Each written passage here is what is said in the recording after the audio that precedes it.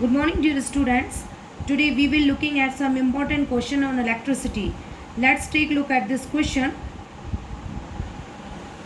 Find the ammeter reading. So find the ammeter reading in this circuit. Now where is the ammeter? That's right. Is it here? It has the symbol A. That is the ammeter. And what is the ammeter do? It's measure the current. So we want to find the current flowing through this ammeter, which means the current flowing through this 3 ohm resistor. So can we apply Ohm's law? Can I say I is equal to V upon R? So this called the resistor R1 and current passing through this resistor is I1. Which is the current in the ammeter? So can I say I1 is equal to V by R? I is equal to V by R. And substitute 12 and 3 ohm and get the current as 4 ampere. Here V by R 12 by 3 and we will get that is 4 ampere. No, that is wrong. You can't use 12 voltage. Why? Because Ohm's law can be applied to the entire circuit or to each part. So we applying to this resistor R1. That is the R1. Then we should write I1 is equal to V1 divided by R1. I1 is equal to VI by RI. Now what is VI? It's the voltage across the 3 ohm resistor. So it need not be the full voltage. 12 volts. We know R1 is 3 ohm. That is simple.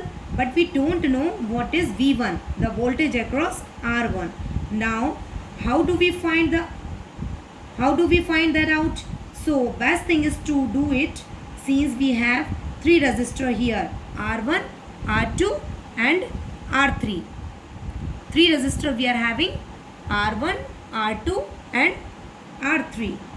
The first thing is you should do it, find the equivalent resistor. So you should do is find the equivalent resistor of the total resistance of this resistor. And how do we do that? As you can see, these 2 resistors in parallel. So let's collapse them and find the parallel resistance. For that we can use the parallel formula. That is R1 by Rp is equal to 1 by R1 plus 1 by R2. And let's substitute the values. So here we are having 1 by 3 plus 1 by 6. And LCM we have to take, that is 6. So we are having 3 by 6. So there we have half. But this remember that is 1 by Rp. So therefore Rp is the parallel resistance is going to be the reciprocal, which is 2 ohm. So this equivalent resistor, this parallel 3 ohm and 6 ohm. 3 ohm and 6 ohm. And it will be the 2 ohm. Now this parallel combination is in series with the 1 ohm resistor.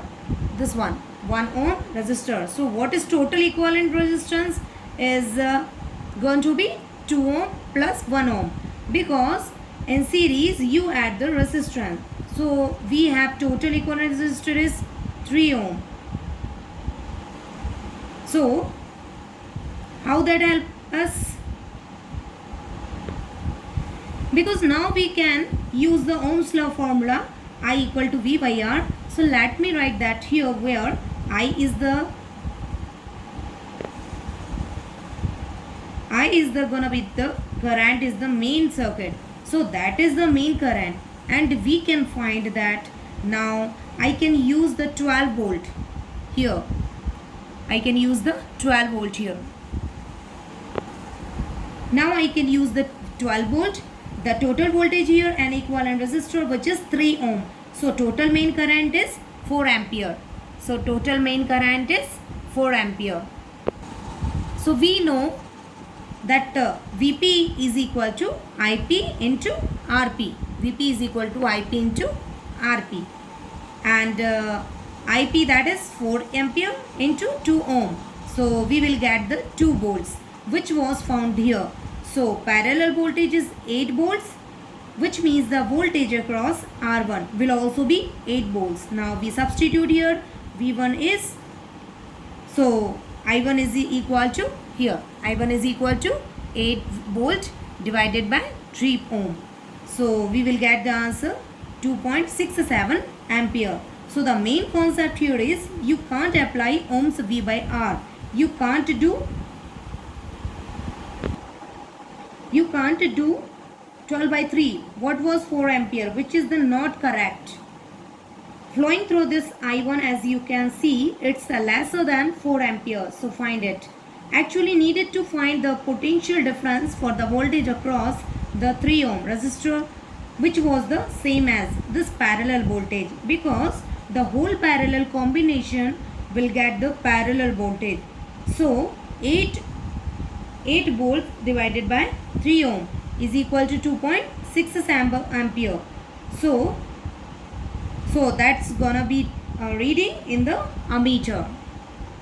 That is the ammeter reading.